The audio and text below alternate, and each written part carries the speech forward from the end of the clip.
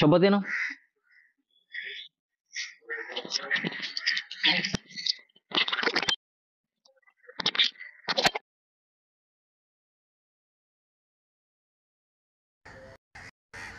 వినబడుతుందా?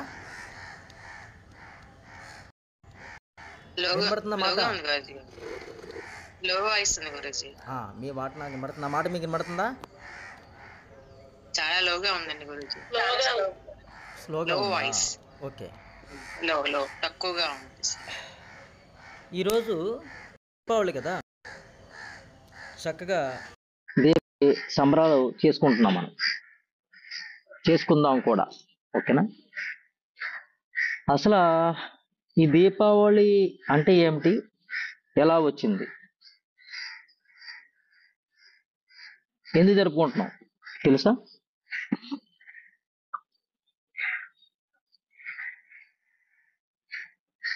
నా మాట వినబడుతుందా?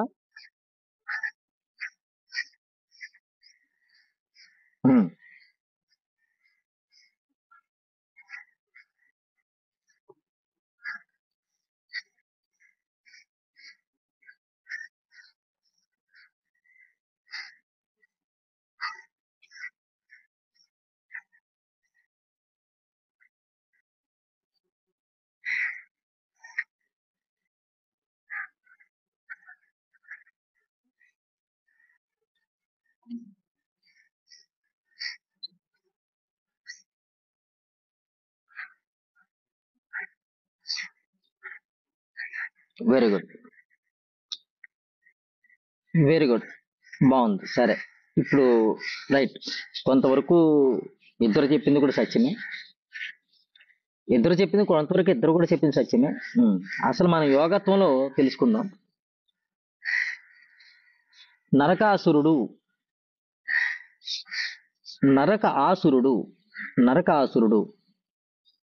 చూడండి, విడగొట్టండి. నరక ఆసురుడు, నరక ప్లస్ అసురుడు, నరకాసురుడు. నరక అంటే నరకము, అసురుడు అంటే రాక్షసుడు, సురుడు అంటే దేవతలు, దేవీ దేవతలు, దేవుడు సురుడు అంటే. అసురుడు అంటే వ్యతిరేకంగా ఉన్నవాడు, నరకాసురుడు. నరకాన్ని సృష్టించేవాడు, నరకానికి అధిపతి, విధ్వంసాలు చేయడానికి అధిపతి అనమాట నరకాసురుడు. అంటే దేవీ దేవతలకు, దేవుడికి కూడా వ్యతిరేకంగా ఉండేవాడు నరకాసురుడు. ఇప్పుడు ఈ నరకాసురుడు ఎక్కడున్నాడు అంటే ఈ భూమి మీద ఉన్నాడు, ఈ భూమిలో పుట్టాడు నరకాసురుడు.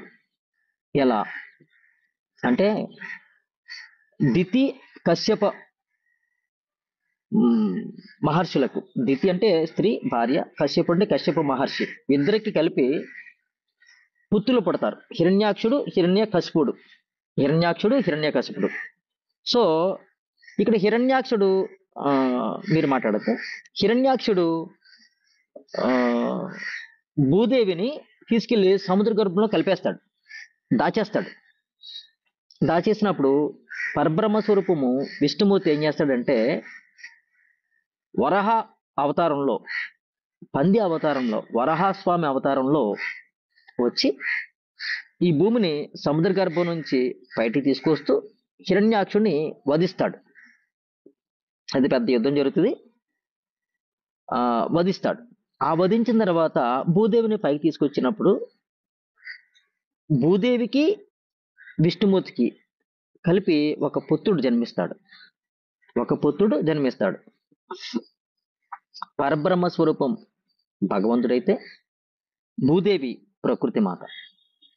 అర్థం చేసుకున్న కరెక్ట్గా, భూదేవి ప్రకృతి మాత, ఈ ప్రకృతే భూదేవి. ఆ పరబ్రహ్మ స్వరూపము ప్రకృతికి కలిపిన బిడ్డ నరకాసురుడు. ఇద్దరికి కలిపి నరకాసురుడు పుట్టాడు. అతను అసుర సంజీవాలలో పుడతాడట, అంటే సాయం సమయంలో పుడతాడట. ఈ సాయం సమయంలో పుట్టిన వ్యక్తులు ఎవరైనా సరే రాక్షస తత్వంతో ఉంటారు, రాక్షస గుణాలు ఉంటాయి. కానీ నరకాసుడు ఎవరు? దేవతా స్వరూపం. భూదేవి దేవత, పరబ్రహ్మ స్వరూపం దేవుడు, దేవత పరబ్రహ్మ స్వరూపమే, భగవంతుడే. మరి అతనికి పుట్టిన బిడ్డ ఎవరు అవ్వాలి? తను కూడా భగవంతుడు అవ్వాలి. కానీ అసుర సంధ్య వేళలో పుట్టాడు కాబట్టి అసుర సంధ్య వేళలో పుట్టాడు కాబట్టి నరకాసురుడిగా మారాడు. ఇప్పుడు నరకాసురుడిగా మారాడంటే ఇంకా రాక్షసుడే కదా, రాక్షసుడు ఎవరి చేతిలో చనిపోతాడు? భగవంతుని చేతిలో చనిపోవాలి. అది సృష్టి నియమం.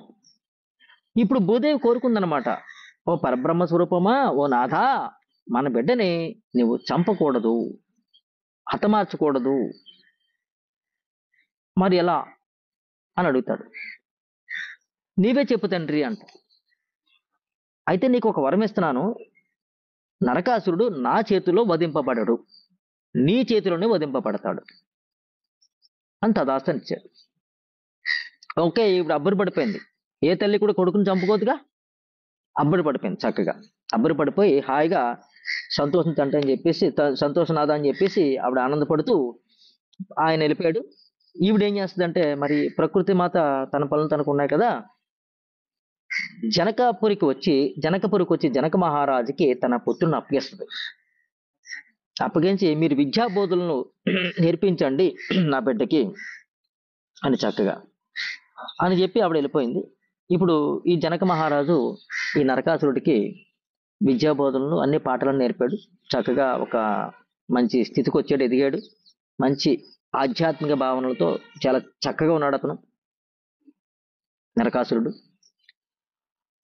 ఇప్పుడు ఆ నరకాసురుడు కామాఖ్యపురం అనే రాజ్యాన్ని పరిపాలిస్తుంటాడు. తను రాజధానిగా చేసుకుని, ఇక్కడ మన ప్రస్తుతము అస్సాంలో ఉంటుంది కామాఖ్య ఊరు, ఆ గ్రామం. ఇప్పుడు ప్రస్తుతం కామాఖ్య అస్సాంలో ఉంది. ఆ కామాఖ్య రాజ్యాన్ని పరిపాలిస్తూ తన యొక్క బిడ్డల్ని, అంటే ప్రజలందరూ బిడ్డలతో చూస్తాడు రాజు. చక్కగా పరిపాలిస్తున్నాడు అన్నమాట. కామాఖ్య అమ్మవారిని ప్రసన్నం చేసుకుంటుంటాడు ఎప్పుడు కూడా, ఉపాసిస్తూ కామాఖ్య అమ్మవారిని ఉపాసిస్తూ నరకాసురుడు పూజలు జపాలను చేసుకుంటూ హాయిగా జీవిస్తున్నాడు అనమాట. అతనికి ఒక స్నేహితుడు ఉంటాడనమాట. శనితపురం అనేది రాజ్యం ఉంది. ఆ రాజ్యానికి బాణాసురుడు అనే ఒకడు, అతను కూడా రాక్షసుడే, అతను ఉంటాడు. అతనితో కొంతకాలం తర్వాత స్నేహం ఏర్పడింది. ఆ స్నేహం ఏర్పడిన తర్వాత వారిద్దరు యొక్క సాన్నిధ్యంతో జీవిస్తుంటారు. బాణాసురుడికి అసుర స్వభావాలు ఎక్కువగా ఉంటాయి. తర్వాత స్త్రీలని ఒక బానిసల్లా, ఒక ఆట వస్తువులా, భోగ వస్తువుగా చూస్తుంటాడు బాణాసురుడు.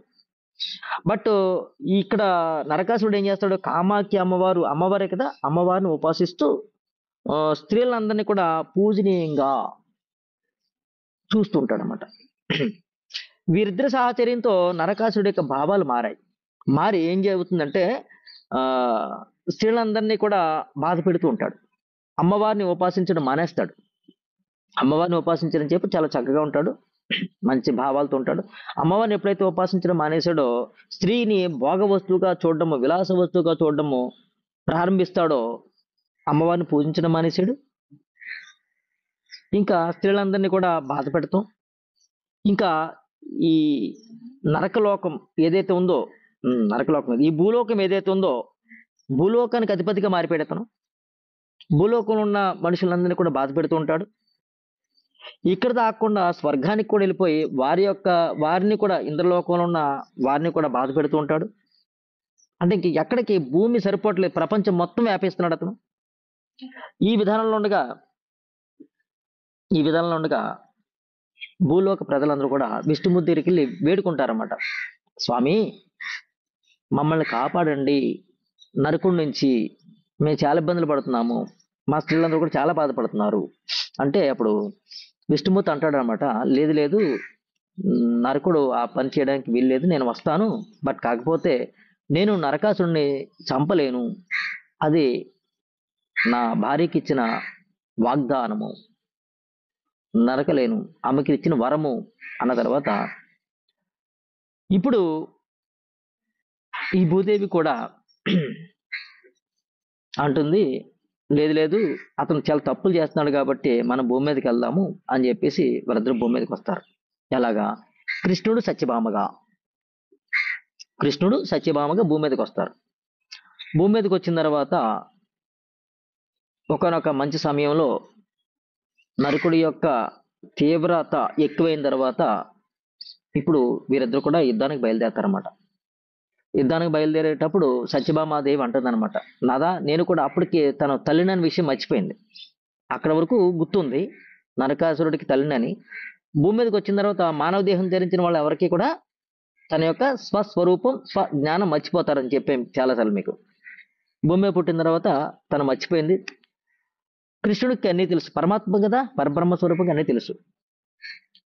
యుద్ధానికి వెళ్తున్నప్పుడు నేను కూడా వస్తానంటది. లేదు లేదు నువ్వు యుద్ధానికి రావడానికి కుదరదు, లేదు లేదు అంటే ఆ లేదండి మీ యొక్క యుద్ధ నైపుణ్యం గురించి ఎంతగా విన్నాను తప్ప మీ పక్కన ఉండగా నేను చూడలేదు, కాబట్టి నేను కూడా వస్తాను అని చెప్పి వస్తుంది. వచ్చిన తర్వాత కృష్ణుడు నరకాసురుడితో యుద్ధం చేస్తుంటాడు. మూసరాసురుడు అనే, మర్చిపోయిన పేరు, మూసురుడు అనుకుంటా, మూసురుడు అనే రాక్షసుని యొక్క పుత్రుని చంపుతాడు. చంపేటప్పటికి నరకాసురుడికి చాలా తీవ్ర కోపం వచ్చేసింది అనమాట. ఇంకా డైరెక్ట్ గా అప్పుడు మూసరుడనే రాక్షసుని పంపేటటువంటి పేరు సార్ మర్చిపోయిన, ఇబ్బంది పడకండి. ఆ రాక్షసుని పంపుతాడు. ఆ రాక్షసుని యొక్క పుత్రుల్ని ఎప్పుడైతే చంపేశాడో కృష్ణుడు, అప్పుడు డైరెక్ట్ గా నరకాసురుడు యుద్ధానికి వస్తాడనమాట. యుద్ధానికి వచ్చి కృష్ణుడి మీద బాణాలు సంధించినప్పటికీ కృష్ణుడు మూర్చపోతాడు అనమాట. మూర్చపోయినట్టు నటిస్తాడు, పడిపోయాడు. వెంటనే సత్యభామ చూసి ఇంకా నరకాసురుడి మీద తీవ్ర కోపాగ్నితో ఇదైపోయి ధనస్సును పట్టుకుని, నా మహారాజుని కృష్ణ పరమాత్మని నువ్వు మోచిపోయేలా చేస్తావా, నిన్ను ఇప్పుడే నీ మీద దండ ఎత్తున్నాను కాసుకో అని చెప్పేసి అతనితో యుద్ధం చేసి, ఘోర యుద్ధం చేసి నరకాసుని వధిస్తుంది, చంపుతుంది. చంపిన తర్వాత అప్పుడు తెలుస్తుంది, అమ్మా అంటే చనిపోతాడు నరకాసుడు. అమ్మ అనగానే తల్లికి ప్రేమ పుట్టుకొచ్చింది, జ్ఞానం గుర్తుకొచ్చింది, ఓ నా బిడ్డ అవుతున్నాను. అప్పుడు పూర్వం జరిగిన సన్నివేశం అంతా నీకు గుర్తుకొచ్చింది అనమాట. ఆహా, అయితే నా చేతిలోనే చనిపోయాడు అనమాట నా బిడ్డ అని చెప్పేసి అప్పుడు కృష్ణుడిని వరం అడుగుతుంది. ఈ రోజు నా పుత్రుడు చనిపోయాడు కాబట్టి, నా చేతులు చనిపోయాడు కాబట్టి ఏం చేద్దామంటే ఒక పండగ వాతావరణం ఏర్పాటు చేసుకుందాము. చతుర్దశి రోజుని నరకాసుని చంపుతారు. దీపావళి మన్నాడు పొద్దున దీపాలు వెలిగించి టపాసులు వెలిగించి పండగ చేసుకుందాం, సంబరాలు చేసుకుందాము. ఇది నరక చతుర్దశి, నరక అమావాస్య, దీపావళి అని నరకాసురుణ్ణి ప్రతి ఒక్కరు చెప్పుకునే విధంగా, ఎందుకంటే అతను రాక్షసుడైనాకనే దైవాంశ సంభూతుడే కదా, కాబట్టి నరకాసురుని గొప్పగా చెప్పుకోవడానికి నరక చతుర్దశి అని చెప్పేసి దీపావళి పండగ మనం చేసుకుంటాం. ఇక్కడ వరకు మనకి తెలిసింది. రైట్. అసలు నరకాసురుడు ఎక్కడి నుంచి వచ్చాడు, భూదేవి ఎక్కడి నుంచి వచ్చింది, విష్ణుమూర్తి ఎక్కడి నుంచి వచ్చాడు, వరహాస్వామి ఎవరైతే ఉన్నారో పరబ్రహ్మ స్వరూపము, కృష్ణుడు ఎవరైతే ఉన్నారో పరబ్రహ్మ స్వరూపము, ప్రకృతి మాత భూదేవి ఎవరైతే ఉన్నారో అది భూమి. ఇందాక తెలుసుకున్నాం మనం. ఇక్కడ ఈ భూమి ఏదైతే ఉందో ఈ దేహం కింద మారింది, ఈ దేహం కింద మారింది. ఈ భూమిలోంచే మనస్సు అనేది ఉద్భవించింది. మనస్సు ఏదైతే ఉందో భూమాత, ఆ భూమాతే జీవుడు, మనస్సు, ఆలోచన. ఇప్పుడు పరబ్రహ్మ స్వరూపము భూమాతతో లయం అయినప్పుడు నరకాసుడు పుట్టాడు. అంటే ఆ పరబ్రహ్మ స్వరూపము తానుగా ఉన్నప్పుడు హాయిగా ఉన్నాడు. తాను మనసు ఎవరు, భూమాత అన్నాను, జీవుడు అన్నాను, ఆలోచన అన్నాను. ఓకేనా? తను ఆత్మస్వరూపంగా ఉన్న తాను జీవుడిగా మారాడు, అంటే లయమయ్యాడు, జీవుడితో మమేకమయ్యాడు, ప్రకృతి మాతలోకి వచ్చేసాడు. నిరాకార స్వరూపంతో తాను ఆకారం తీసుకోవడానికి ఆత్మగా మారి, పరమాత్మగా తాను ఆత్మగా మారి, ఆ ఆత్మ జీవాత్మగా మారింది. ఈ జీవాత్మగా మారిన తర్వాత అంటే ప్రకృతి పురుషుడు ఇద్దరు కలిశారు. భూమి మీద ఈ శరీరం అనే భూములు, ఈ శరీరం అనే ప్రపంచంలో మమేకమయ్యారు. ఈ మమేకమైన తర్వాత వారిద్దరి నుంచి ఒక ఆలోచన ఉద్భవించింది. ఆ ఆలోచనే నరకాసురుడు. ఒక పుత్రుడు జనించాడు, ఒక ఆలోచన. ఆలోచన చాలా మంచిగానే ఉంది. జ ఆలోచన మంచిగానే చేశారు. పుత్రుడు జన్మించాడు. బట్ కాకపోతే వారి యొక్క బ్యాడ్ ఏంటంటే అసుర సంధ్య వేళ ఆ ఆలోచనొచ్చింది. మనం చెప్పుకుంటున్నాం. ఆలోచన ఎప్పుడు చేసుకోమని చెప్తున్నామా మనము? తెల్లవారుజామున 3-5 మధ్యలో ప్రాణాయామం చేసి, ధ్యానం చేసి ఆలోచన చేయండి. బ్రహ్మ ముహూర్తము. ఆ బ్రహ్మ ముహూర్తంలో వచ్చిన ఆలోచన మీకు మంచి జరుగుతుంది. అది సాధన నేర్పాను. ఆ సాధనలో మిమ్మల్ని ఆలోచన పెట్టుకోమన్నాను. సంకల్పం పెట్టుకోమన్నాను. ఆ సంకల్పమే ఆలోచన. ఏదైనా సరే కోరిక, సంకల్పం, ఆలోచన ఏదైనా ఒకటే. మాటలు వేరే. ఆ ఆలోచన ఏదైతే ఉందో, ఆ సంకల్పం ఏదైతే ఉందో బ్రహ్మ ముహూర్తంలో చేసుకోవడం వల్ల మీకు జయవంతం అవుతుంది. అదే ఆలోచన అసుర సంధ్య వేళ సాయంత్రం సమయంలో చేసుకుంటే తాంత్రిక పూజ కింద మారిపోతుంది. చాలా మంది తాంత్రిక పూజలు చేస్తుంటారు. తాంత్రిక ఉపాసన కూడా చేస్తుంటారు. వాళ్ళు అసుర సంధ్య వేళే దీపాన్ని పెట్టి అసుర సంధ్య వేళే సంకల్పాన్ని పెట్టుకోమని చెప్తారన్నమాట. సో అది మంచిది కాదు. అది ఇబ్బందులు దారి చేస్తుంది మనకి. సో ఈ విధంగా అసుర సంధ్య వేళ వాళ్ళు కలిసిన వల్ల నరకాసురుడు పుట్టాడు. ఆ నరకాసురుడు మంచివాడు. ఎందుకంటే దైవాంశ సంభూతుడే కాబట్టి వచ్చాడు. కానీ వాసనల ప్రభావంతో ఇక్కడ ఆలోచన అనేది ఏదైతే ఉందో నరకాసురుడు, మళ్ళా మనసు కూడా నరకాసురుడే. చూసుకోండి, మనసు ఇందాక భూమాత అన్నాము. అక్కడ వరకు భూమాత కింద తీసుకోండి. మళ్ళా ఇక్కడ నరకాసురుడు అనే మనసు పుట్టింది. నరకాసురుడే మనసు పుట్టింది. ఆ మనస్సు భగవంతునితో మమేకమై ఉన్నంత వరకు, అంటే ఈ భూమాత ఏం చేసింది? నరకాసురుడిని జనక మహారాజుకి అప్పచెప్పింది. జనక మహారాజు జనకపురి ఏదైతే ఉందో ఈ దేహము, ఈ ఊరు, అర్థం చేసుకోండి చెప్పేది కరెక్ట్గా. ఈ ఊరు, ఈ దేహము, లేకపోతే ఈ ప్రపంచము, ఈ భౌతిక జగత్తులో నరకాసురుడికి విద్యాభ్యాసం నేర్పుతున్నాడు. భగవంతుని ఉపాసించడం లాగా ఆ భగవంతుని ఉపాసించే విధానంలో కామాఖ్యాదేవిని తీసుకొచ్చాడు. కామాఖ్యాదేవి ఉపాసన ద్వారా అతను మంచిగా ఉంటూ, మంచిగా ప్రజల్ని పాలన చేస్తూ, తాను హాయిగా జీవిస్తూ, తన ప్రజలను హాయిగా జీవింపచేస్తూ ఉండేవాడు హాయిగా. ఈ సందర్భంలో బాణాసురుడనే రాక్షసునితో బాణాసురుడు అంటే దుర్బుద్ధితో స్నేహం మొదలెట్టాడు. తెలియకుండా స్నేహం మొదలెట్టిన తర్వాత తనలో ఉన్న దైవత్వ తత్వాలు మర్చిపోయాడు. దైవాంశ సంభూతాన్ని మర్చిపోయాడు. తనలో ఉన్న అసురు గుణాలు బయటకు వచ్చాయి. అంటే తనకి కోరిక పుట్టింది. కోరిక తన కదా, ఆ కోరికలు తీవ్రత మొదలెట్టినాయి. కోరికలో ఇంతవరకు మంచి తత్వం ఉండేది. ఇప్పుడు కోరికలో మంచి తత్వం లేదు, చెడు తత్వం వచ్చింది. స్త్రీలను పూజనీయులుగా చూస్తూ భావించే వ్యక్తి భోగ వస్తువుగా, విలాస వస్తువుగా, ఆట వస్తువుగా చూడడము, స్త్రీలందరినీ బాధ పెట్టడము, 16,000 స్త్రీలని చెరసాల బంధించాడు. అమ్మవారిని పూజించడం మానేశాడు. భగవంతుణ్ణి ధ్యానించడం మానేశాడు. తన యొక్క అసుర లక్షణాలు ఎప్పుడైతే బయటకు వచ్చినాయో, కోరికల మీద కోరికలు కోరుకుంటూ ఆ కోరికలు తీర్చుకోవడానికి భూమండలం కాదు, స్వర్గమండలం కాదు, ఎక్కడికైనా సరే 14 లోకాలు వెళ్ళిపోతున్నాడు. కింద నుంచి పైకి, పై నుంచి తిరిగేస్తున్నాడు. ఇష్టానుసారం చేసేస్తూ తనను తాను మర్చిపోయి విధ్వంసం చేస్తున్నాడు. అంటే కోరికల వలలో పడిపోయి కోరికలు తీర్చుకోవడమే తన హాయం అనుకుంటూ భూమాతను బాధ పెడుతున్నాడు. ఈ పురములో ఉండే అణువులు, పరమాణువులన్నీ కూడా ప్రజలు, ఆర్గాన్స్ అన్ని కూడా వివిధ భాగాల అధినాయకులు, వీరందరినీ కూడా బాధ పెట్టేస్తున్నాడు. తన కోరికలతో సతమతం చేసుకుంటూ మనసు ప్రశాంతంగా ఉంది. ఆ ప్రశాంతంగా ఉన్న మనసుని తన యొక్క కోరికలతో సతమతం చేసేస్తూ పాడు చేసేస్తున్నాడు. తన రాజ్యాన్ని తను పాడు చేసుకున్నాడు. మొత్తం ఇతరుల యొక్క రాజ్యాలన్నీ పాడు చేసేస్తున్నాడు. అంటే మన చుట్టూ ఉన్న మనుషులు ఉన్నారు కదా, వాళ్ళందరి రాజ్యాన్ని పాడు చేసేస్తున్నాడు. కలుషితం చేసేసి ఎవరికీ లేని ఆలోచనలు అందరినీ గుప్పించేస్తున్నాడు. అందరిలో కూడా కోరికలు సంకల్పాలతో చేసేసి అందరిని పాడు చేసేస్తున్నాడు, బాధ పెట్టేస్తున్నాడు.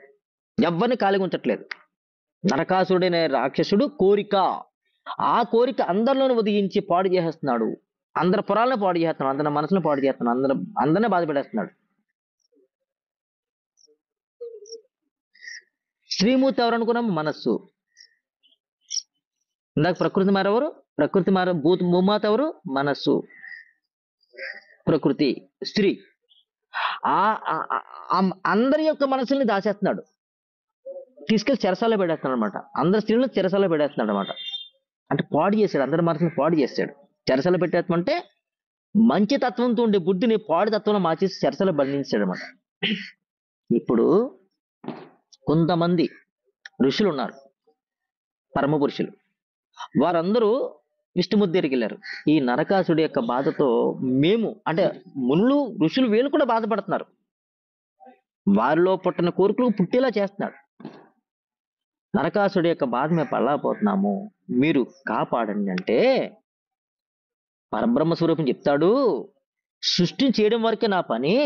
సృష్టిని చేసిన తర్వాత దాన్ని బాగు చేసుకోవాల్సింది సృష్టే. సృష్టి అంటే ఎవరు? ప్రకృతి, భూమాత, మనస్సు. మనస్సును సృష్టించాడు భగవంతుడు, అంటే జీవుని సృష్టించాడు భగవంతుడు. ఇదే జీవుడు భూమాత, ఇదే జీవుడు మనస్సు, ఇదే జీవుడు ఆలోచన, ఇదే జీవుడు నరకాసురుడు కూడా. ఎక్కడికైనా డివైడ్ చేసుకోండి, కొంచెం నాక అర్థం చేసుకోండి లోపలికి. మనం చెప్పాలంటే సాయంత్రం వరకు చెప్పాలి, దీన్ని మీకు పూర్తిగా అర్థం అవ్వాలంటే. నేను క్లుప్తంగా నేర్పుతున్నాను, దీని గురించి మళ్ళీ తర్వాత మాట్లాడుకుందాం. నేను నేను వధించడానికి లేదు అంటే ఆ ఆ జీవుణ్ణి నేను వధించడానికి లేదు, ఆ మనస్సుని నేను వధించడానికి లేదు, ఆ కోరికని నేను వధించడానికి లేదు. ఎవరైతే సృష్టించుకున్నారో మనసులో కోరికని వాళ్ళే రూపుమాపుకోవాలి. ఎవరైతే పాడైపోయారో వాళ్ళే ఉద్ధరింపబడాలి.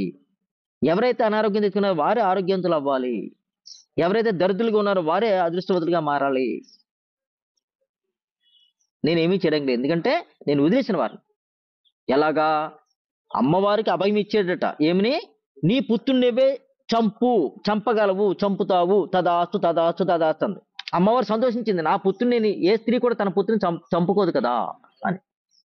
ఇప్పుడు మనస్సుగా ఉన్న తాను కోరికగా తన మనస్సులోంచి కోరిక సృష్టించుకొని కోరికలతో పయనిస్తుంది కాబట్టి ఇప్పుడు ఈ మనస్సే తన తాను మార్చుకోవాలి. ఈ కోరికల వల్ల ఈ సంకల్పాల వల్ల నేను పాడైపోతున్నాను, నేనే కాదు నా చుట్టూ ఉన్న వాళ్ళందరినీ కూడా పాడు చేస్తున్నాను, కాబట్టి నేను ముందు మారాలి అనుకుని ఈ సత్యభామగా, భూదేవే సత్యభామగా భూమి మీద అవతరించింది. అదే మనస్సు. మరలా ఇదే మనస్సు మరలా తనను తాను మార్చుకోవడానికి సత్యభామగా వచ్చింది. వచ్చి సాధన చేసింది, అంటే రాక్షసుడితో యుద్ధం చేసింది. తన పుత్రుడు కాదు అనుకుని, ఒక రాక్షసుడు అనుకుని యుద్ధం చేసింది రాక్షసుడితో. రాక్షసుని చంపిందని తెలిసింది అతను నా పుత్రుడు అని.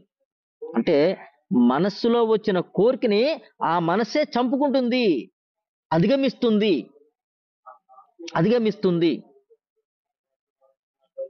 అధిగమించి తనను తాను మార్చుకుంటుంది. ఎలాగా? యోగ రహస్య ట్రైనింగ్ క్లాసులకు వచ్చి మీరందరూ కూడా సంస్కరణ ద్వారా, క్యాండిల్ టెక్నిక్ ద్వారా, విరాట్ స్వరూపం ద్వారా, చక్రాస్ హీలింగ్ ద్వారా మిమ్మల్ని మీరు మార్చుకుంటున్నారు. అమితమైన విషపూరితమైన కోరికలతో ఉన్న మీరు ఏదేదో చేద్దాము, ఎలాగో ఉండిపోదాం అనుకుంటూ మీ శరీరాన్ని మీరు పాడు చేసేసుకున్నారు, మీ మనసును మీరు పాడు చేసుకున్నారు, మీ బుద్ధిని మీరు పాడు చేసేసుకున్నారు. అట్లా ఉన్న మీరు యోగ రహస్య లీలింగ్ క్లాస్కి వచ్చిన తర్వాత మీరు చక్రా సీల్ చేసుకోవడం ద్వారా, సంస్కరణ చేయడం ద్వారా, చక్రా సీల్ చేసుకోవడం ద్వారా, ప్రహ్లాద టెక్నిక్ ద్వారా మిమ్మల్ని మీరు శుద్ధి చేసుకుంటూ మీ మనసుని బాగు చేసుకుంటూ హాయిగా జీవిస్తున్నారు. ఇప్పుడు ఇంకా జీవిస్తారు కూడా. సో అలాగా సత్యభామగా వచ్చిన తాను సాధన చేసింది. సాధన చేసి తనను తాను మార్చుకుంది, తన బిడ్డను తాను మార్చుకుంది. ఎలాగా? మంచి బిడ్డగా మార్చుకుంది. అంటే అసురతత్వం ఉన్న రాక్షస గుణాలున్న తత్వాన్ని చంపి సురతత్వాన్ని, దైవత్వాన్ని తెచ్చుకుంది. తన బిడ్డను తాను రాక్షస గుణాలను చంపుకుంది. దైవత్వంతో నింపిన బిడ్డని చూపించింది. ఓకేనా? అంటే నరకాసురుడు ఒక ఆలోచన, నరకాసురుడు ఒక కోరిక తన మనసులోంచి ఉద్భవించింది. ఆ కోరిక ఏం చేసిందట? ఒక కోరిక తర్వాత ఒక కోరిక, ఒక కోరిక తర్వాత ఒక కోరిక, మొత్తం అందరినీ పాడు చేసింది. ఈ పురాణం అంతా పాడు చేసేసింది. జనకపురి అంతా పాడు చేసేసింది. అంటే ఈ ప్రపంచం, జనకపురి అంటే ఈ 84 లక్షల జీవరాశులు ఉండే ఈ ప్రపంచాన్ని పాడు చేసేసింది. 84 లక్షల జీవరాశులు ఏంటి? అణువులు, పరమాణువులు, ప్రోటాన్లు, న్యూట్రాన్లు, ఎలక్ట్రాన్లు, కణాలు, ఆర్గాన్స్ అన్ని కూడా పాడు చేసేసుకుంది మనసు. ఇది అంశం. తర్వాత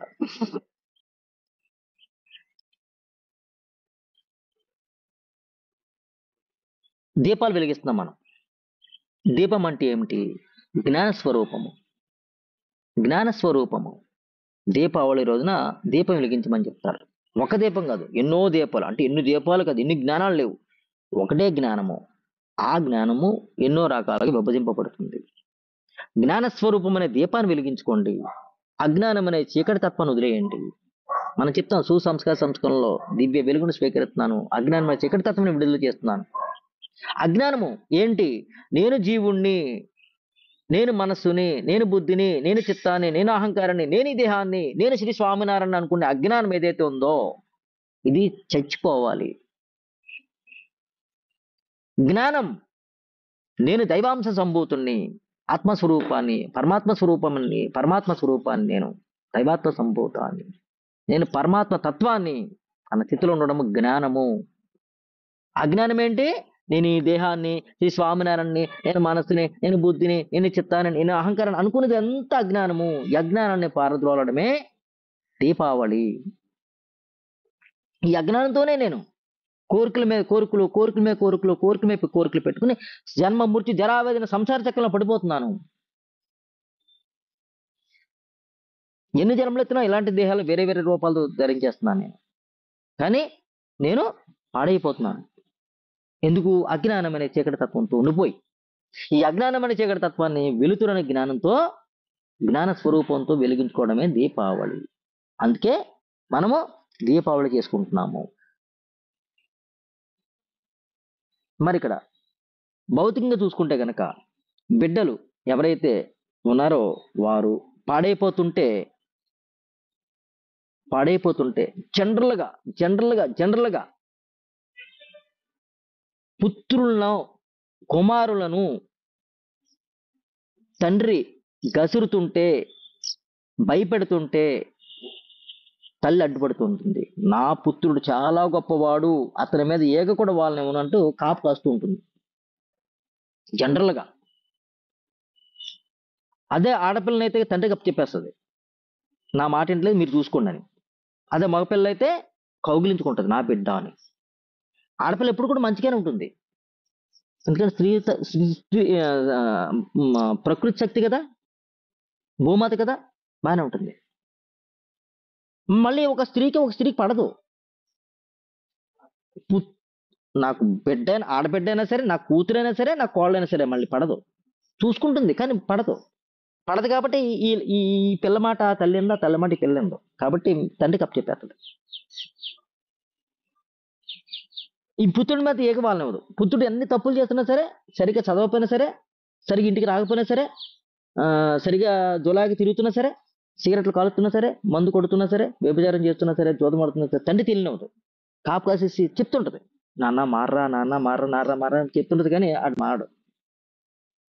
ఎవరైతే భార్య భర్త మాట విని భర్తను ఆమోదిస్తూ బిడ్డ తప్పు చేస్తే బిడ్డను శిక్షించాలి, క్షమించకూడదు, అప్పుడే బిడ్డ మంచివాడవుతాడు. ఆడబిడ్డనే కాదు, మగబిడ్డనే కాదు, పిల్లలు తప్పు చేస్తే దండించాలి, శిక్షించాలి, శాసించాలి, ఏదైనా చేయాలి. లేకపోతే వాళ్ళని చంపేయాలి. చంపమని చెప్పట్లేదు, విషయం అది. అంటే చంపమంటే ఇంకా ఎలా అయినా సరే మీరు దాన బేన దండోపాయాలు ఉపయోగించి పిల్లల్ని సరి చేయాల్సిన బాధ్యత తల్లిదండ్రుల మీద ఉంది. ముఖ్యంగా తల్లే ముందుకు రావాలి. ఆడపిల్ల ఎవరు పాడైపోరు, మగ పిల్లలే పాడైపోతుంటారు ఎక్కువగా.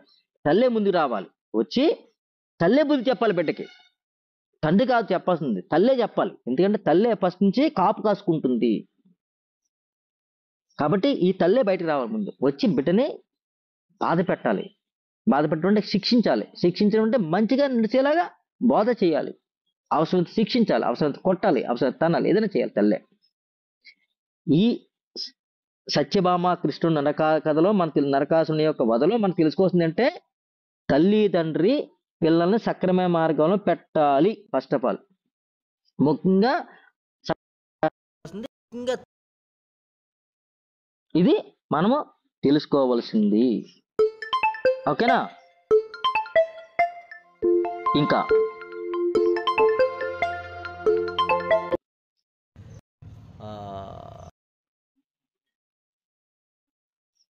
లక్ష్మీదేవి గురించి తెలుసుకుంటే, మనం ఇవాళ దీపావళి చేస్తూ ఏం చేస్తాము?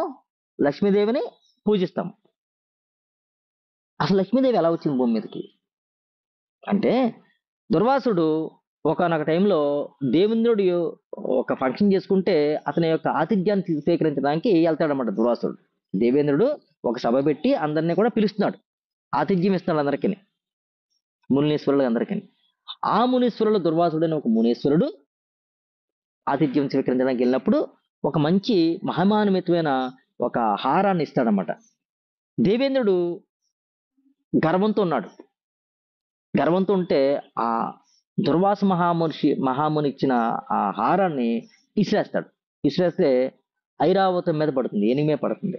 ఆయన ఏనుగు ఏం చేద్దాం, ఇలా దువ్వి తన కాలు కింద తొక్కేసి పాడు చేద్ది అనమాట. దుర్వాస మహాముని కోపం వచ్చింది. దుర్వాస అంటే కోపం బాగా ఎక్కువ, అతను కోపం, కోపిష్టి. కోపోద్రేకంతో నువ్వు ఏదైతే ఉందో శ్రీ శక్తి అంటే ధనంతో నువ్వు గర్భవతుడై ఉన్నావు కాబట్టి నీ ధనం అంతా పోవును గాక, నువ్వు దరిద్రుడైపోవును గాక అని శపించి వెళ్ళిపోతాడు. వెళ్ళిపోయిన తర్వాత తన భూలోకం అంతా ఇంద్రలోకం అంతా పోడుతుంది. రాక్షసులు వచ్చి పాడు చేసేస్తారు. పాడు చేసినప్పుడు నరకాసురుడు వచ్చి పాడు చేస్తాడు. పాడు చేసినప్పుడు అప్పుడు దేవేంద్రుడు మహావిష్ణువు దగ్గరికి వెళ్ళి వేడుకుంటాడు, నా తప్పుని మన్నించండి, నేను చేసిన అజ్ఞానాన్ని మన్నించండి అంటే, అప్పుడు మహావిష్ణువు ఏం చేస్తాడంటే, నువ్వు ఒక దీపాన్ని వెలిగించు, ఆ దీపంలో లక్ష్మీదేవిని చూడు, అప్పుడు నీకు అన్ని సిద్ధి జరుగుతుంది అనగానే అప్పుడు దీపాన్ని వెలిగించి సిద్ధి పొందుతాడు. పొందిన తర్వాత లక్ష్మీదేవి కరుణించి మళ్ళా తన రాజ్యాన్ని, తన స్వర్గాన్ని, త్వరగలవకాన్ని తనకి ఇస్తుంది అనమాట. అప్పుడు అడుగుతాడనమాట దేవేంద్రుడు తల్లిని, అమ్మా నిరంతరం నువ్వు శ్రీవారి పాదాలు పట్టుకుని అక్కడ ఉండిపోతావు కదా, మరి భక్తుల్ని ఎలాగా కరుణిస్తావు తల్లి అని అడిగితే తల్లి చెప్తుంది, నాయనా మహర్షులు సాధన ద్వారా సాధన చేస్తే, భగవంతుని అనుభూతి పొందాలని సాధన చేస్తే వారికి మోక్షలక్ష్మిగా నేను వరాన్ని ఇస్తాను, మోక్షాన్ని ప్రసాదిస్తాను, మోక్షలక్ష్మిని. విజయాన్ని కోరేవారు నన్ను పూజిస్తే విజయలక్ష్మిగా వారికి విజయాల్ని వరిస్తాను, విద్యార్థులు నన్ను పూజిస్తే విద్యాలక్ష్మిగా నేను వారికి విద్యని ఉపాసిస్తాను, ఐశ్వర్యాన్ని కోరేవారుగా నన్ను ఉపాసిస్తే ఐశ్వర్యలక్ష్మిగా నన్ను ఉపాసిస్తే ఐశ్వర్యాన్ని ప్రసాదిస్తాను, ఐశ్వర్యలక్ష్మిగా, ధనలక్ష్మిగా. సప్త కోరికల కోసం నన్ను ఉపాసిస్తే వరలక్ష్మిగా ప్రసన్నరాలు అవుతాను, వరాలను ఇస్తుంటాను అని చెప్పింది.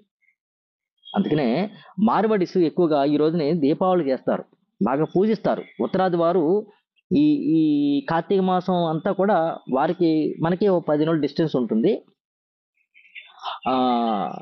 ఈ కార్తీక మాసం అంతా కూడా వారు ఈ దీపావళిని బాగా చేస్తారు. ఉత్తరాది వారు నిరంతరం దీపాలను వెలిగిస్తూ పూజ చేస్తుంటారు అన్నమాట. మార్వడిస్ ఎక్కువగా ఉంటారు. మార్వడి అంటే ఏమిటి? మార్వడ్డి అంటే మారు వడ్డీకి ఇచ్చేవాడిని మారు వడ్డీ అని పిలిచేవారు. ఇప్పుడు మార్వడి కింద మారిపోయారు. మారు వడ్డీ, ధనాన్ని పెట్టుబడి పెట్టి వడ్డీకి ఇస్తుంటారు అన్నమాట వారు. అందుకని మారు వడ్డీ వాళ్ళ పేరు. మారు వడ్డీని మార్వడి కింద మారిపోయింది. సో వారు ఎక్కువగా అటు సైడ్ ఉంటారు కాబట్టి మార్వాడీస్ అనమాట. మార్వాడీస్ ఎక్కువగా లక్ష్మీదేవిని పూజ చేస్తుంటారు. ఎందుకంటే వారు ధనాన్ని వృద్ధి చేసుకుంటుంటారు కాబట్టి వారు ఎక్కువ చేస్తారంట. సో అదే ఆచారం మనం అందరం కూడా దక్షిణాది వారము, ఉత్తరాది వారం అందరం కూడా లక్ష్మీదేవిని ఉపాసిస్తూ ఉంటాం. లక్ష్మి అంటే ఏమిటి? జ్ఞాన స్వరూపం, దీపస్వరూపం. ఆ దీపస్వరూపాన్ని ఉపాసించమని విష్ణువు చెప్పాడు. దీపం పరంజ్యోతి స్వరూపం అని చెప్పాం మనం. దీపం లక్ష్మీదేవి అని చెప్పాం మనం. అందుకే ప్రతి ఇంట కూడా దీపాన్ని వెలిగిస్తారు. మన వాసవి మాత కూడా వచ్చింది మా ఆశ్రమానికి కోలమూరులో ఉండగా. చూడండి, గురువుగారు కూడా దీపం వెలిగిస్తారు. దీపం వెలిగిస్తారు. గురుగారు కూడా దీపం వెలిగిస్తారు. ఎందుకు వెలిగించరు? జ్ఞానస్వరూపం కదా, వెలిగిస్తారు. ఆ జ్ఞానస్వరూపం ఏదైతే ఉందో బయట కాదు, లోపల వెలిగించాలి. ఈ జ్ఞానస్వరూపం లోపల వెలిగించుకుంటే అజ్ఞానమైన చీకటి తత్వం పోతుంది. అజ్ఞానమైన చీకటి తత్వం పోతుంది. జ్ఞానమనే దీపం చిగురుస్తుంది, విస్తరింపజేసుకుంటుంది. అందుకే యోగ రహస్య లీలింగ్ క్లాసులు నేర్చుకున్న ప్రతి ఒక్కరికి ఆరోగ్యలక్ష్మి, దివ్యలక్ష్మి, ఆరోగ్యలక్ష్మి వస్తుంది.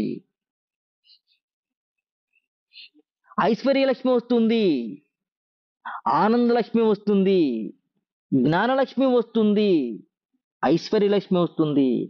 అన్ని కోరికలు సిద్ధింపజేసుకోవడానికి వరలక్ష్మి వస్తుంది. ముఖ్యంగా మహర్షిగా ఉన్న నేను మోక్షలక్ష్మి నాకు వస్తుంది. అందుకే మరింత ఆరోగ్యము, మరింత ఆనందము, మరింత సిరి సంపదలు, మరింత ఆధ్యాత్మిక జ్ఞానంతో జీవిస్తాను నేనని చెప్తాను.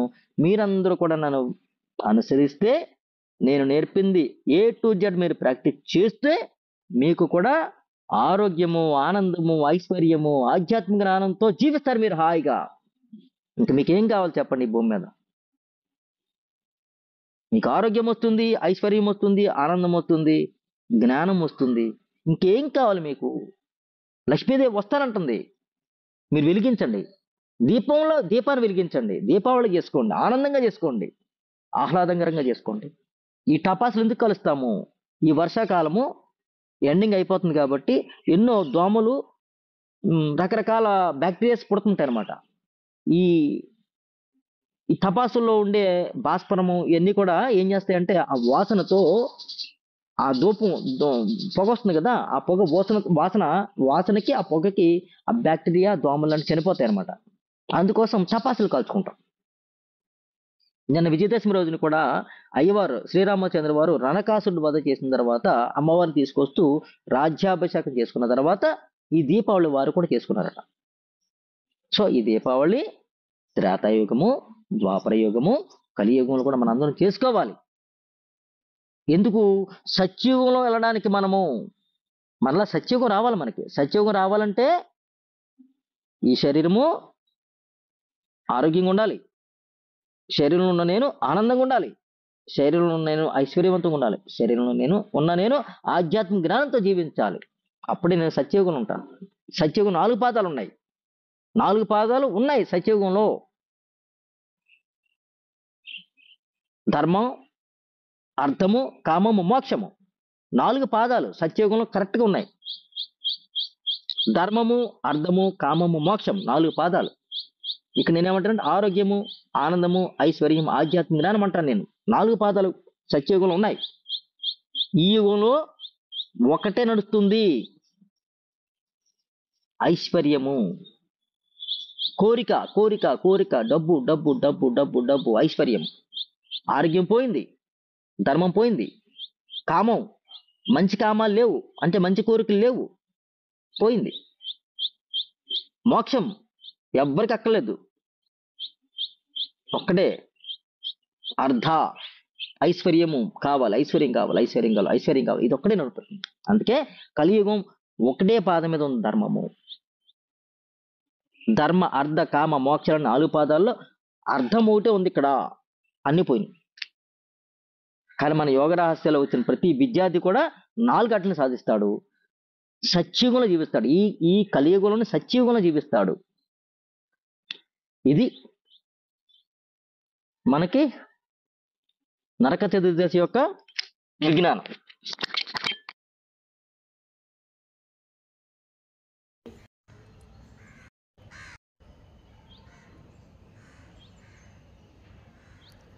అమ్మా చాలా బాగా చెప్పారు గురుజీ. చాలా బాగుంది గురు.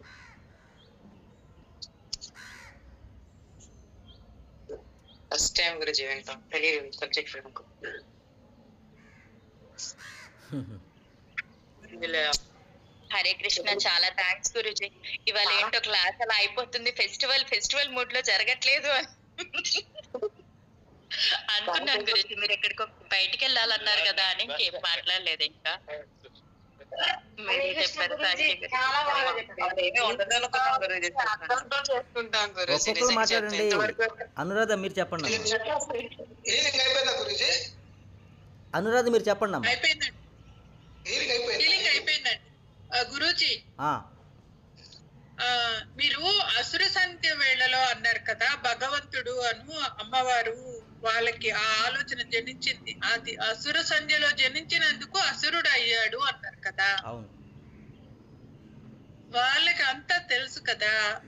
కాదు అసుర సంధ్య కాదు కాదు కాదు వారు యుద్ధం చేసిన తర్వాత సాయంత్రం అయింది. అప్పుడు అమ్మవారిని పట్టుకున్నాడు ఆయన. అమ్మవారిని పట్టుకున్నప్పుడు వారిద్దరిలోంచి ఒక పుత్రుడు జన్మించాడు. సాయంత్రం జరిగింది అది, అసుర సంధ్య వేళ జరిగింది అది. ఓకేనా?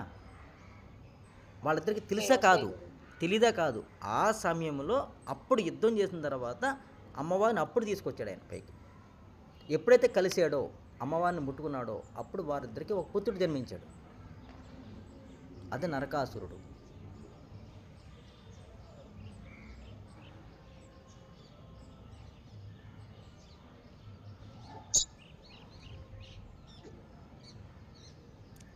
ఓకేనా? ఓకే గురూజీ, చాలా బాగా చెప్పారు. అనురాధ మీకు అర్థమైందా? అర్థం కాలేదు ఇంకా? అది కనెక్ట్ అవ్వట్లేదు. మీకు కనెక్ట్ అవ్వలేదు. అసలు అమ్మవారు అయ్యవారం విషయం పక్కనెట్టండి కొంచెం. అమ్మవారు అయ్యవారం విషయం పక్కనెట్టండి. పరబ్రహ్మ స్వరూపం ఆత్మ, జీవుడు మనస్సు అని చెప్పాను మీకు. అవునా? ఆ పరబ్రహ్మ స్వరూపము ఈ దేహం అనే పురంలోకి వచ్చిన తర్వాత మనస్సుగా మారాడు. మనస్సు ప్రకృతి, భూమి ఈ శరీరము. ఈ శరీరంలోకి వచ్చిన వెంటనే పరబ్రహ్మ స్వరూపం శరీరంలోకి వచ్చిన వెంటనే జీవాత్మగా మారిపోయాడు. ఆ మారిపోవడమే జీవుడు పుట్టడము. ఇది గుర్తెట్టుకుని ఇంకా. ఓకేనా? ఈ జీవుడు పుట్టి తాను తన తత్వంతో ఉండడానికి ప్రయత్నం చేస్తున్న తరుణంలో కోరిక మొదలైంది. ఆ కోరికే నరకాసురుని యొక్క విలక్షణమైన లక్షణం బయటకు వచ్చింది. ఆ విలక్షణమైన లక్షణంతో ఏదో సాధించాలంటే భూమిని మొత్తం ఆక్రమించేసాడు. మొత్తం పాతాళ లోకం నుంచి బ్రహ్మలోకం వరకు వెళ్ళిపోతున్నాడు. అటు 14 నుండి 14 వెళ్ళిపోతున్నాడు. ఇప్పుడు చూడండి, మనిషి భూమి మీద ఉన్నవాడు ఉన్నట్టుగా కాకుండా రోదశలోకి వెళ్ళిపోతున్నాడు కదా, ఏదో సాధించాలనుకుంటున్నాడు కదా. అతని యొక్క దుర్బుద్ధి, స్వార్థ బుద్ధి, కోరికలు ఇది సరిపోవట్లేదు. ఇంకా ఏదో సాధించాలి, ఎన్నో కోరికలు వెళ్ళిపోతున్నాడు. దీనివల్ల తాను పాడైపోతున్నాడు, తన చుట్టూ ఉన్న వాళ్ళు పాడు చేస్తున్నాడు. మనంతా బాగున్నామా? ఒక వ్యక్తి తన యొక్క కోరికలు తీర్చుకోవడం కోసం ఏదేదో సృష్టించేస్తున్నాడు విశ్వంలో నుంచి. మనందరినీ పాడు చేస్తున్నాడు. కొనుక్కోండి వాడుకోండి అంటున్నాను. నాలా ఉండండి అంటున్నాం. అందరం పాడైపోతున్నాం. అందులో వచ్చిన ఒక మహర్షి శ్రీ స్వామినారాయణ.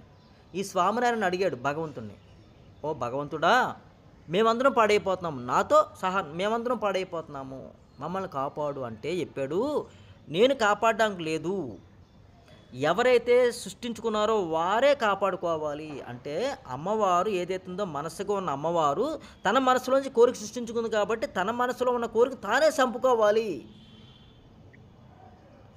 కాబట్టి నేను చంపడానికి లేదు, అది అమ్మవారు కోరుకుంది, నా కోరికని నేనే చంపుకోవాలి. మీరు చంపడానికి లేదు అనే వరం కోరుకుంది. కాబట్టి పరబ్రహ్మ స్వరూపం ఏమీ చేయదు. నేను ఎవరో కుమారి అడిగినట్టుంది, గురూజీ మరి మనుషులందరూ పాడైపోతున్నారు కదా, ఎందుకు మరి భగవంతుడు ఏం చేస్తాడంటే ఏమీ చేయడు. నేను చెప్పాను అమ్మకి, ఏమీ చేయడు, తనే పాడు చేసుకుంది. విశ్వానంతటిని పొల్యూట్ చేసుకుంది, తానే మళ్ళీ మారాలి.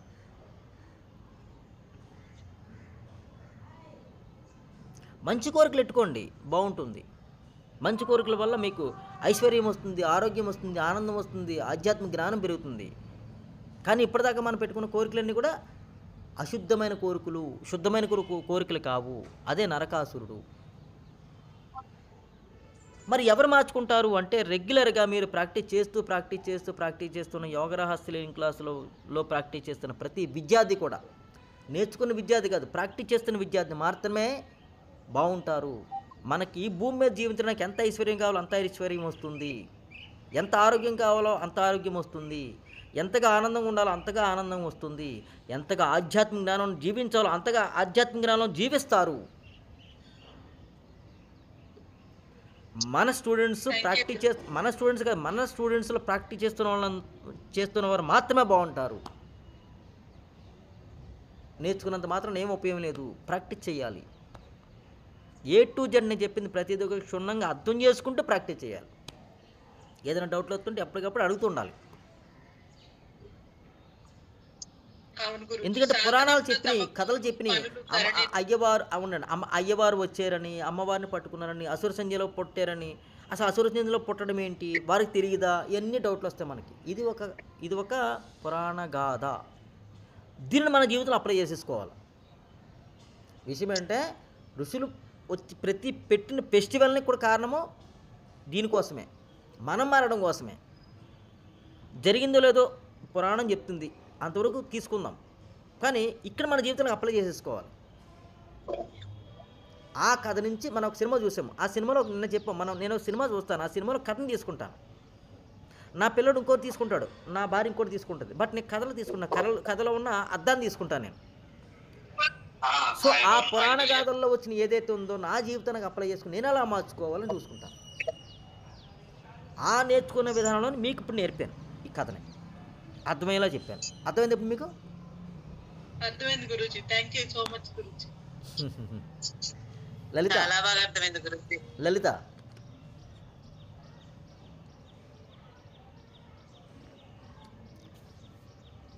శిరీష్ ఎంతవరకు అర్థమైంది నీకు? హరే కృష్ణ గురూజీ.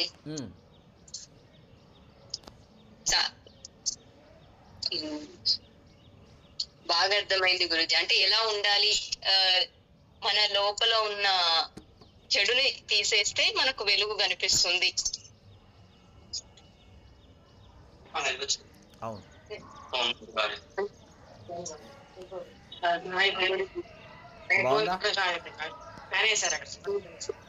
చాలా బాగుంది గురూజీ.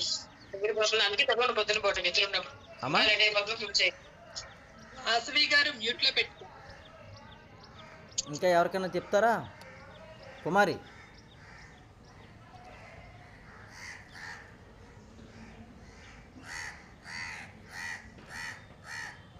గురూజీ చాలా బాగా అర్థమైంది గురూజీ. చాలా బాగా అర్థమైందా? చాలా బాగా అర్థమైంది. ఏమన్నా చిన్న డౌట్ ఉంటే అది కూడా పోయింది. చిన్న డౌట్ ఉంటే అది కూడా పోయిందా? Very good. రైట్. నిన్న అడిగిన దానికి ఈ రోజు మీరు చెప్పిన దానికి రెండు సెట్ అయిపోయినాయా? Okay, right. ప్రార్థన చేద్దాం, ముగిద్దాం. పరమపిత పరమాత్మకు. అమ్మా చెప్పండి అమ్మా. గురూజీ ఒక చిన్న డౌట్, అసుర సంధ్య అన్న ప్రదోష టైం అన్న రెండు ఒకటేనా గురూజీ? అంతే కదా. అంటే నాకు ఒక డౌట్ ఏంటంటే ప్రదోష టైంలో పరమేశ్వరుడు వారి శివగణాలు వస్తుంటారు, అది మంచి టైం అని నేను విన్నాను. అవును, మరి మంచి టైం అదే కదా. ఆ మంచి టైంలో మంచి సంకల్పం పెట్టుకోవాలి, దీపం పెట్టుకోవాలి, దీప జ్యోతిని దర్శించాలి. కానీ ఆ టైంలో మనం ఏ కోరిక కోరకూడదు అంటారా గురూజీ? మంచిగా కొంతమంది శుద్ర దేవతల్ని పూజించేవారు ఆ టైంలో కోరుకుంటారు. తాంత్రిక పూజలు చేసేవాళ్ళు ఆ టైంలో కోరుకుంటారు. కామ కోరికలు అన్నమాట. ఈ కామ కోరికలు మంచి కావు అని చెప్తున్నాం కదా. మంచి కోరికలు మనం పెట్టుకోవాలి. అందుకే మరి అంతే కదా, మరి దీపావళి రోజు సాయంత్రమే మనం దీపం పెడుతున్నాము. సాయంత్రం దీపం పెడుతున్నాము,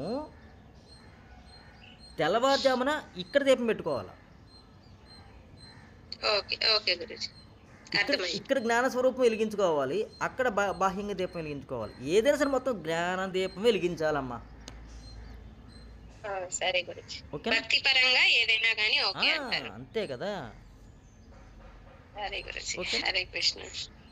ఓకే గురుజీ. పరమపిత పరమాత్మకు హృదయపూర్వక ప్రేమపూర్వక ప్రణామాలు. నా ఆధ్యాత్మిక గురువుకు, నా ఆధ్యాత్మిక సద్గురు స్వరూపులందరికీ హృదయపూర్వక ప్రేమపూర్వక ప్రణామాలు. ఆత్మస్వరూపునైన నేను దివ్యాత్మస్వరూపులైన నా తండ్రి గారిలోను నా తల్లిగారిలోను ఉన్న దివ్య గురుతత్వాన్ని గుర్తించి నమస్కరిస్తున్నాను. వీరందరిలోనూ ఏకత్వంగా ఉన్న దివ్య గురుతత్వాన్ని గుర్తించి నమస్కరిస్తున్నాను. వీరందరిలోనూ ఏకత్వంగా ఉన్న దివ్య గురుతత్వానికి పూర్ణ శరణాగతి చెందుతున్నాను. మీ అందరిలోనూ ఏకత్వంగా ఉన్న ఆధ్యాత్మిక శక్తిని పూర్ణంగా స్వీకరిస్తున్నాను. సంపూర్ణ విశ్వాసంతో, పూర్ణ వినయంతో, పూర్ణ ప్రేమతో ప్రణామాలు. Thank you my dear lord, thank you my dear healing angels and healing masters. ఈరోజు యోగ రహస్య హీలింగ్ క్లాస్లో మా మనసుకి, మా ఆలోచనలకి అర్థమయ్యే విధంగా విద్యని, జ్ఞానాన్ని బోధించినందుకు, మా చేత అద్భుతమైన క్రియలు చేయించినందుకు, మాకు మరింత ఆరోగ్యాన్ని, మరింత ఆనందాన్ని, మరింత సిరి సంపదలను, మరింత ఆధ్యాత్మిక జ్ఞానాన్ని ప్రసాదించినందుకు, ప్రసాదిస్తున్నందుకు, ప్రసాదించబోతున్నందుకు మీకు సర్వదా సర్వదా సర్వదా కృతజ్ఞతలు. Thank you, thank you, thank you. Hare Krishna. Right, thank you. చక్కగా హ్యాపీ దీపావళి. దీపావళి బాగా చేసుకోండి, చేతులు కాల్చుకోకండి, చాలా జాగ్రత్తగా కాల్చుకోండి, పాత బట్టలు వేసుకోండి. ఏ సందేహం లేకుండా చేసుకుంటాం గురుజీ. అమ్మా గురుజీ ఏ సందేహం లేకుండా చేసుకుంటాం. దీపావళి గురించి బాగా తెలిసింది. రైట్. హరే కృష్ణ గురుజీ. గురుగారు, హరే కృష్ణ గురుజీ. హరే కృష్ణ. సుభాని గారు చెప్పండి. ఇప్పుడు మీరు హీలింగ్ చేశారు, నేను చేసుకోవాలంటే ప్రతి ఆర్గాను ప్రత్యేకంగా చేయాలా, ఆల్ ఆర్గాన్స్ చేయాలా? నేను మీరు ఆల్ చక్రాస్ చేసుకోవాలి, ఆల్ ఆర్గన్స్ చేసుకోవాలి.